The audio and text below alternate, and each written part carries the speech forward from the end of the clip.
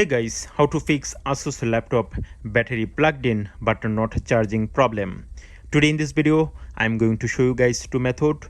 I hope by using this method, your problem will be solved. So let's see. So method 1, you click on the search box. Then here you type device manager. Okay, after typing device manager, you click on device manager.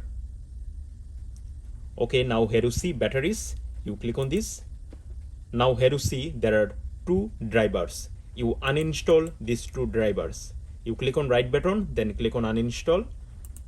Then again click on this uninstall. So you uninstall these two drivers. You don't worry about uninstalling these two drivers because after uninstalling, you restart your laptop and these two drivers will come automatically. So when you uninstall these two drivers, the battery option will be disappeared. So after that you restart your laptop, the battery option will come again. And I hope that by using this method, your problem will be solved.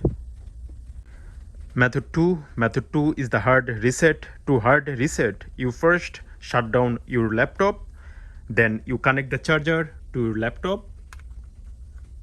After connecting charger, you press and hold on the power button for 1 minute. When you press and hold on the power button for 1 minute, then it will be hard reset. After hard reset, you check the batteries is charging or not.